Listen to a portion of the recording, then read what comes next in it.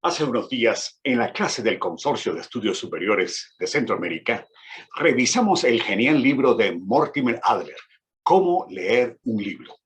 La última edición del libro es de 1972, está en castellano y se las recomiendo altamente.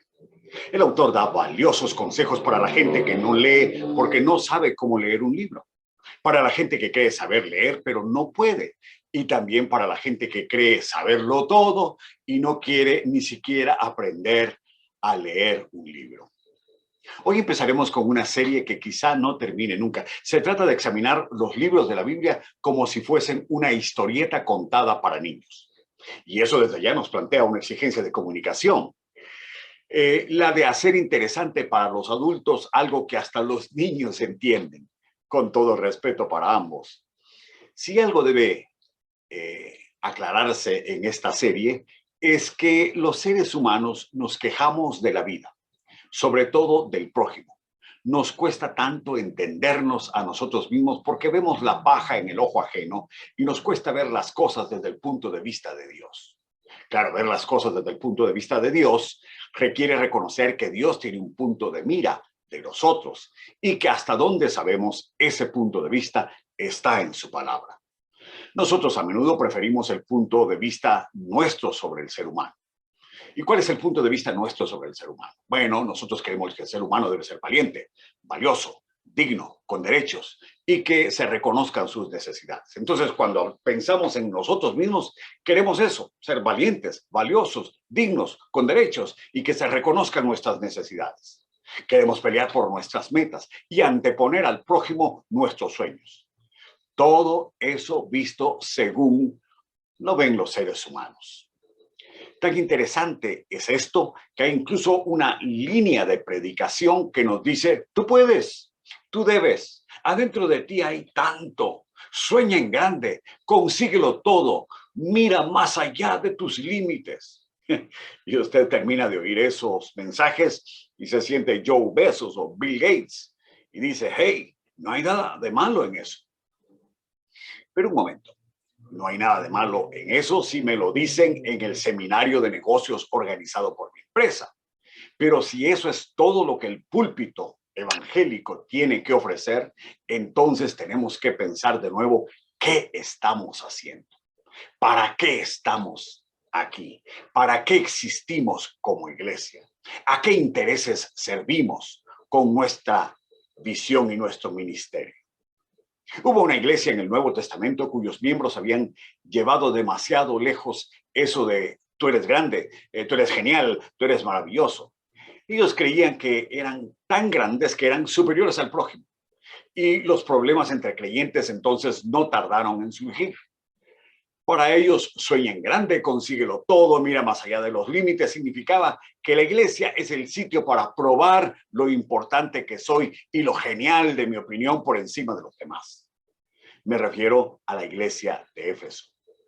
Abra conmigo su Biblia a esa carta y veamos la carta como si se nos estuviese contando una historia. ¿Qué nos dice esa historia? Esa historia nos dice lo siguiente. Por lo que Dios hizo por nosotros, debemos expresar el amor de Dios. Ahí tiene usted la carta a los Efesios frente a usted. Pero en lugar de ver conceptos en esta ocasión, veámosla como si fuese una historia. ¿Y cómo empieza esa historia? Bueno, esa historia empieza en la decisión del rey. Mire el capítulo 1. El rey decidió formar una comunidad especial, y para hacer esa comunidad eligió primero a quienes iban a formar parte de ella. Ahora déjeme contarle que el acto de elegirlos desde ya los preparaba para cosas muy grandes. Los chicos se emocionan cuando son escogidos para ser parte del equipo de fútbol, o de softball o de básquetbol. Las damas o los caballeros se alegran cuando los escogen para ser parte del club o de la junta directiva. Pues aquí el rey dice, yo te escojo a ti para que seas parte de mi comunidad. Y mi comunidad está para cosas grandes. Por ejemplo, transformar el mundo. Pero no se queda ahí. Él envió a su hijo a arriesgarlo todo para asegurar que salvaba a los miembros de la comunidad en una batalla que se libraría con las autoridades de un imperio malvado y poderoso. El hijo del rey parece haber sufrido una derrota. Mientras las autoridades del imperio peleaban en contra del hijo, todo el pueblo que había sido escogido, sin faltar uno de ellos, fueron salvados por la cruenta lucha que enfrentó el hijo del rey. Fue una suerte de intercambio. Mientras el hijo moría, el pueblo fue redimido y rescatado en plenitud. Finalmente, el rey selló con su espíritu la posesión de sus escogidos. Ahora era claro que tras ese sello de propiedad, nada los separaría del rey. Entre tanto, leemos con sorpresa que lo que el malvado imperio no supo era que el hijo que pensó muerto era invencible. De hecho, no podía ser tocado por la muerte. Y por su acto heroico, Dios lo hizo sentar en un trono como un rey para gobernar sobre todos sus dominios, señoríos y potestades. Y como el rey había elegido a ese pueblo, los había comprado con la sangre del Hijo y los había sellado como posesión asegurada por su espíritu, hizo algo más. Mire el capítulo 2. Dijo a todos los escogidos: de ahora en adelante yo los veré como si estuviesen sentados juntamente con mi Hijo en su trono.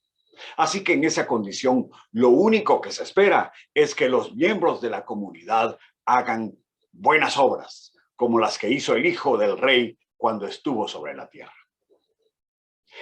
En un giro inesperado, el rey comunica a su pueblo que él tiene algo importante que decirles. Mire lo que dice el capítulo 3. De hecho, es algo que el rey no le había contado antes a nadie. Es el secreto del rey que él está a punto de develar, de decirnos, y que el mismo rey llama un misterio. ¿En qué consiste ese secreto?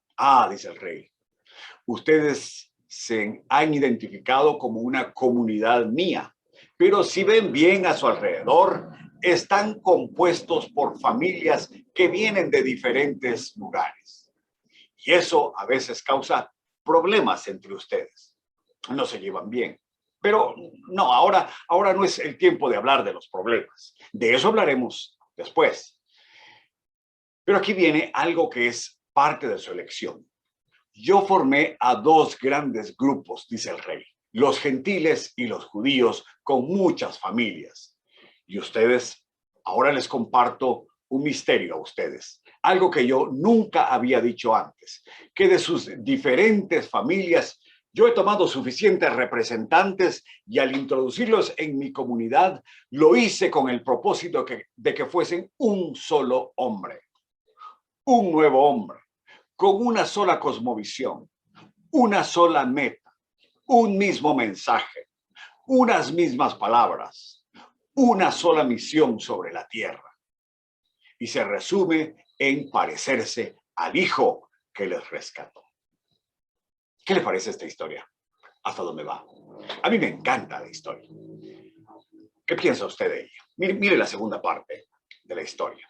Ya vimos lo que hizo el rey y lo que dijo al pueblo. ¿Qué nos dijo? Nos dijo, ¿se dan cuenta de todo lo que hice por ustedes? Los escogí, los rescaté, los sellé, los enaltecí sentándolos con mi hijo y los hice parte de un solo pueblo. Ahora vea lo perfecto y completo de esta obra a partir del capítulo 4. El rey dice que incluso de entre todos los escogidos, él dio a cada uno una tarea para poder edificar, acicalar, perfeccionar a los miembros de su comunidad. A uno les dijo, a ustedes les toca empezar obras nuevas. Ustedes se llamarán apóstoles. A otro les dijo, a ustedes les toca anunciar la ética de la comunidad a la cual pertenecen. Ustedes se llamarán profetas. A otro les dijo, ustedes van a anunciar la gracia, la elección, la muerte y la resurrección del Hijo del Rey para que los hombres puedan creer en él. Ustedes se llamarán evangelistas. Y luego a otros dijo, ustedes van a ser parte de un grupo que se entrenará para enseñar todas estas cosas y recordarlas permanentemente a todos. Ustedes se llamarán pastores maestros. Pero seamos sinceros, en el pueblo algunos habían sido convencidos por los miembros del imperio que la comunidad es el sitio para probar lo importante que soy, lo genial de mi opinión, lo maravilloso de mi persona. Estoy por encima de los demás. Para ellos, sueñen grande, consíguelo todo, mira más allá de los límites. Era el mensaje del imperio y los problemas entre creyentes no tardaron en surgir. Es ahí en donde se complementa la segunda parte de la historia. ¿Cómo vamos con la historia hasta ahora? ¿Sabe usted en dónde está en cada una de las partes de la historia? Eso es lo más importante de todo lo que estamos viendo. Pues bien, ¿qué se genera cuando la iglesia es el lugar para probar lo importante que soy? ¿Qué pasa cuando mi opinión está por encima de la de los demás? Si para los miembros de la comunidad la exhortación sueña en grande, consíguelo todo, mira más allá de los límites, es un mensaje que tiene el prestigio del imperio, pues nos anima a pasar por encima de los demás con base a ese prestigio. ¿Qué quiere decir esto? Que en esta comunidad del rey hay sectores inconformes, gente que se ha dejado engañar con mentiras. Mire allí, capítulo 4, hay orgullo y vanidades. Eso es lo que explica el rey. Y en lugares secretos y oscuros de la comunidad también hay impureza, engaños, rivalidades, odios. Por eso el rey les dice, deben renovar su mente, deben despojarse de las ideas del imperio malvado y deben vestirse del nuevo hombre que es Jesús. Deben seguir la justicia y la verdad. Deben abandonar sus continuos enojos, el robo, por ejemplo, del tiempo de los dueños de la empresa, de los recursos de la oficina y de las malas palabras que contristan al espíritu. Incluso eso llega a decir. Mira el capítulo 5. La invitación entonces ahí es andar en amor y hacer que cosas como la fornicación, la inmundicia y la avaricia, dice, ni se nombren entre los que viven apartados para el rey. El manejo del tiempo es importante, porque los que tienen tiempo de sobra lo usan mal y lo usan destructivamente en lugar de ser sabios. De hecho, la gran receta que de ahora en adelante es que permitan al espíritu sentarse en el centro regulador de las actitudes y dejar que él actúe por nosotros y en nosotros. Mira el capítulo 6. Como todas estas actitudes se empiezan a cultivar desde casa, el rey lanza una larga exhortación a marido y mujer para que vivan sabiamente. No deja fuera a los hijos, a quienes ahora les pide obedecer y honrar a sus padres. Tampoco a los empleados, a quienes recomienda hacer sus tareas diarias como para el Señor. El rey no deja fuera a nadie. No deja santo sin cabeza. Y en este caso, el santo es usted. Y el rey le está recordando todas estas cosas. Lo que el rey hizo por nosotros nos lleva a expresar nuestro amor a Dios y de Dios al prójimo. El rey termina diciendo a sus súbditos cómo protegerse de las invasiones que el imperio envía. Las amenazas del imperio son continuas, riesgosas, y la comunidad necesita una armadura para protegerse. Les dice que la armadura consiste en un cinto, una coraza, calzados para los pies, el escudo, un casco y una espada. 4 armas de defensa: la verdad, la justicia, el evangelio, la fe, y una de ataque: la palabra de Dios. La palabra de Dios que hoy está tan escondida. La palabra de Dios que ha sido escondida por la ideología del imperio. La ideología del imperio ha logrado esconder la palabra. Y toda esa armadura consiste en velar y orar para que el imperio no tome control sobre su vida. Ahora, dice esta historia que aun cuando empezamos con Dios y en sus dominios, podemos ceder a los dominios del imperio. Todo lo que toma es que adoptemos los criterios del imperio. Soy importante, soy genial, mi opinión crea realidades alternas y para ello sueño en grande. Mi meta es conseguirlo todo, ver más allá de mis límites. Esa es la ideología del imperio. En lugar de eso, el rey te dice, empieza con la cruz, empieza con el servicio, empieza buscando el reino de Dios y su justicia. Empieza por presentar tus miembros como sacrificio vivo, santo y agradable a Dios. Empieza, en otras palabras, por renovar tu mente para despojarte de la ideología del imperio. Somos una comunidad que ya lo tiene todo. De modo que por lo que Dios hizo por nosotros, debemos tomar todos esos recursos y ocuparlos en expresar el amor de Dios a un mundo en crisis precisamente por los ataques del imperio del mal, por las ideas del imperio. ¿Se ha visto usted en esta historia? ¿En dónde aparece usted en esta historia? Usted es parte de esa comunidad que él escogió, que él rescató, selló e hizo parte de un solo pueblo.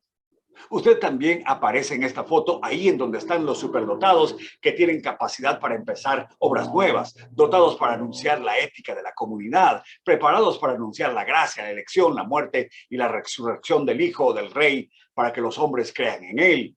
Y usted está también entre los que van a ser parte de un grupo que se entrena para enseñar todas estas cosas y recordarlas permanentemente a todos.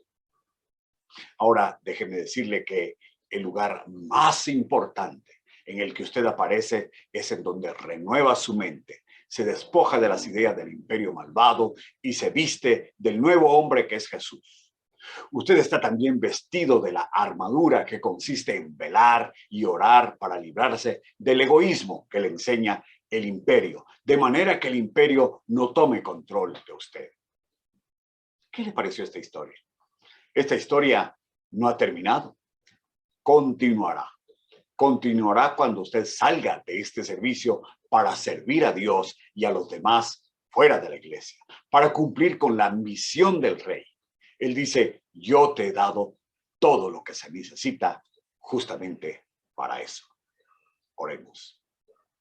Señor, te damos gracias porque somos una comunidad a la cual tú has dotado de todo lo que se requiere para servirte. Ayúdanos a entender nuestro lugar en cada uno de esos puestos, Señor, en donde tú nos has colocado. En el nombre de Jesús. Amén. Amén.